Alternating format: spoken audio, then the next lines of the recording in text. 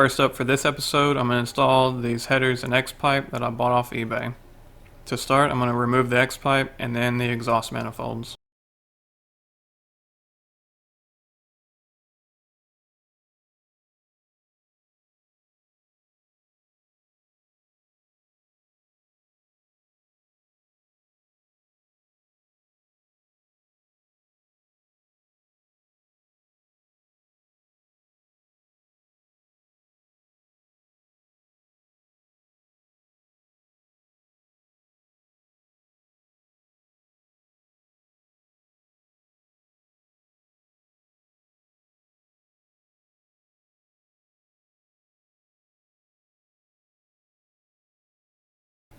All of my oxygen sensors were still working, so I just transferred those over.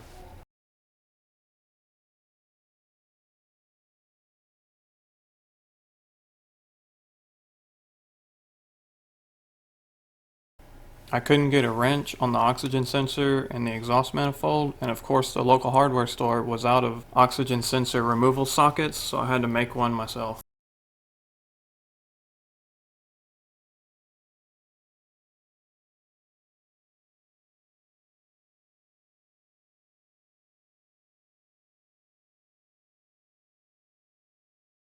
Here's the American Racing headers compared to the stock exhaust manifolds.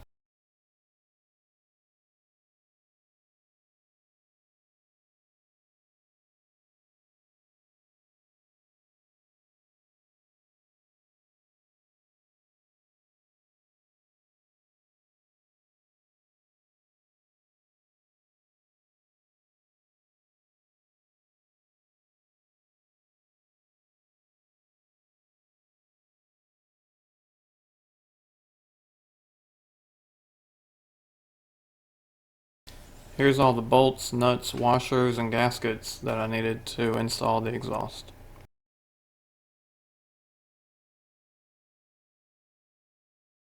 I picked up these O2 extension harnesses from American Racing since they didn't come with the headers when I purchased them.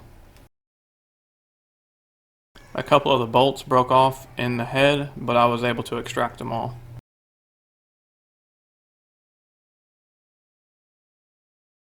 After that, it's time to install the headers.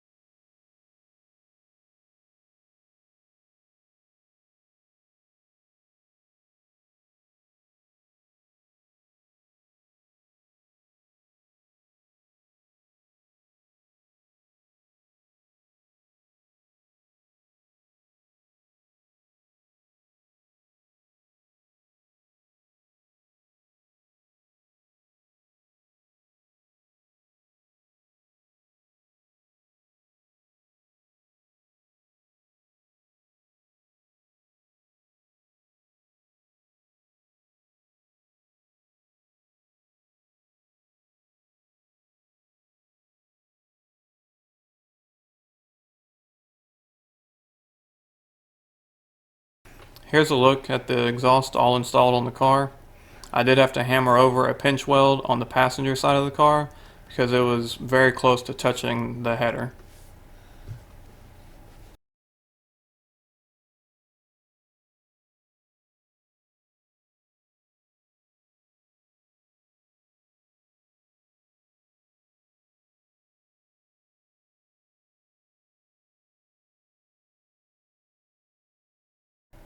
One day my window got stuck halfway down like this, so I pulled the door card off to see what was going on.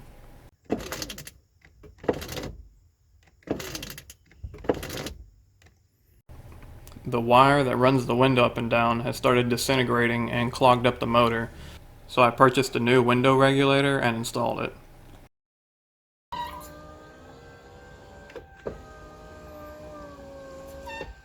At the same time, I also had a check engine light, and I replaced this vapor canister, and that solved that problem.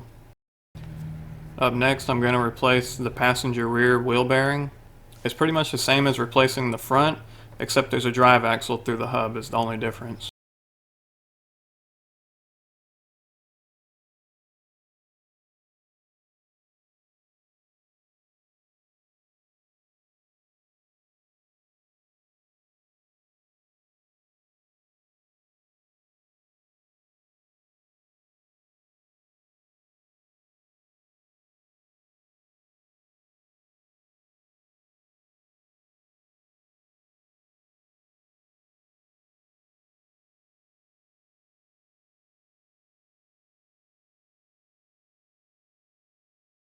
I went with Timken for the wheel bearing again, and I replaced the passenger rear and passenger front within a couple hundred miles of each other, and then a few thousand miles later they were already bad, so I no longer buy Timken wheel bearings.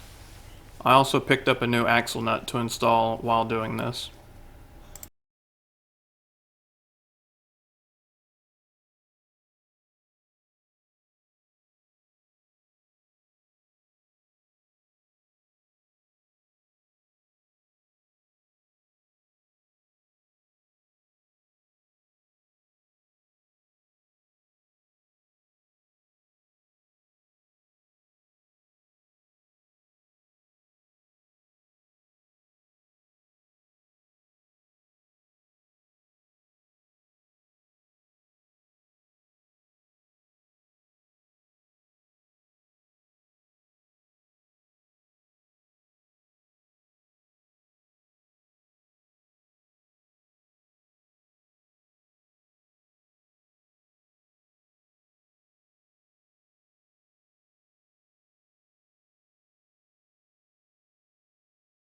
Here's a couple pictures of me replacing both passenger side wheel bearings after the Timken ones went bad. I always buy Moog for wheel bearings now. Up next, I'm going to replace the headlight lenses. I already pulled the bumper off and loosened the fenders off camera.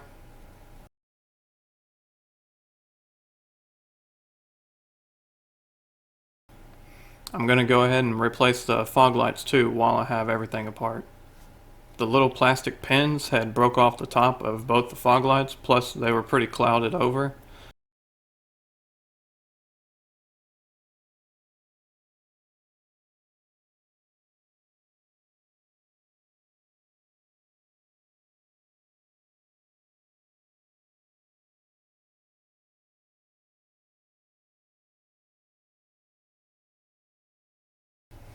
Here's a comparison to the new and the old.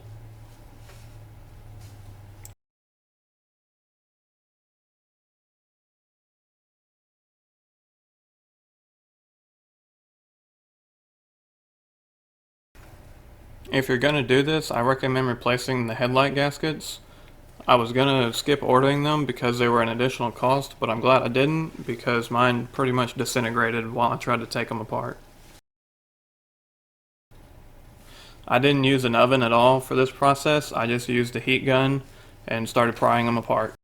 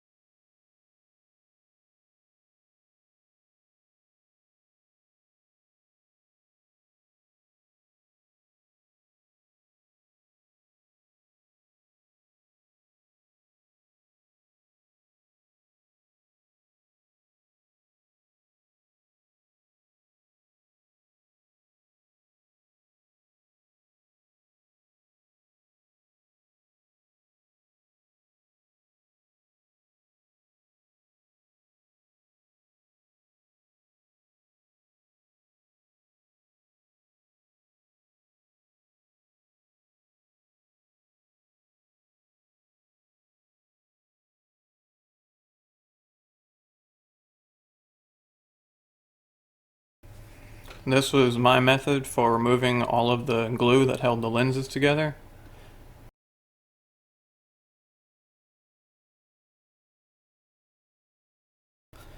The new headlight lenses came with this black sealant to close everything up.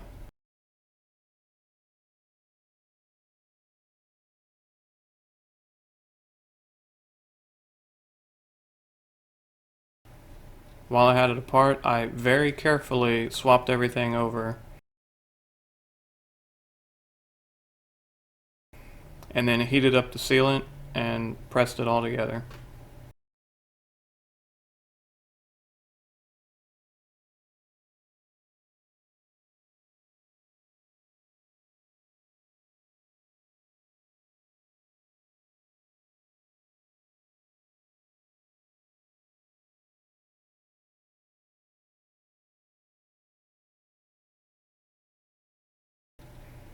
And then here you can see a before and after comparison.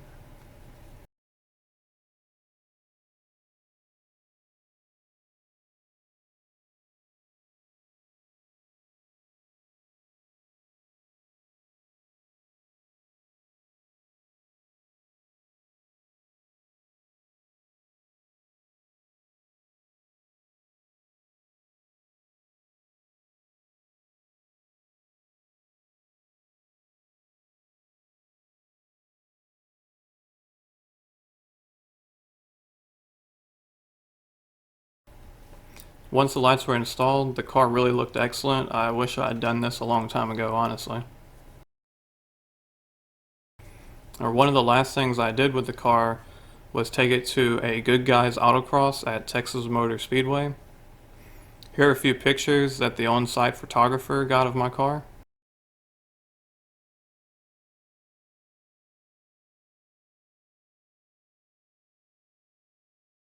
And then I have some video of me driving the car on course.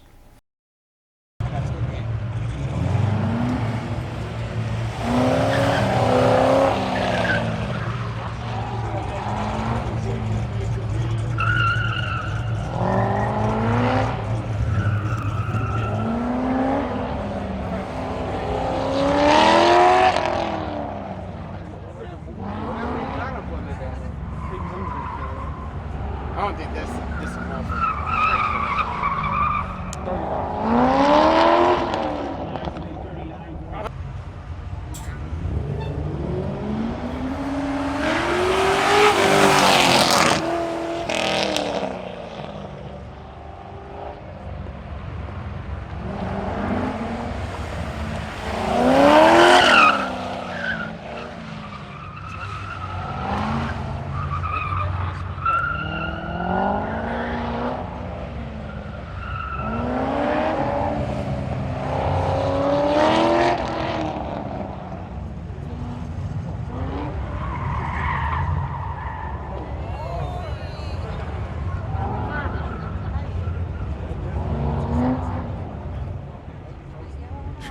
You dragged it up.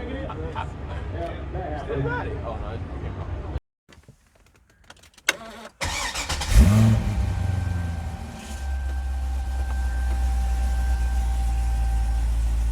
The last thing I have for this video series is a walk around of the car I filmed for the new owner, and then a sound clip of opening and closing the dual mode mufflers.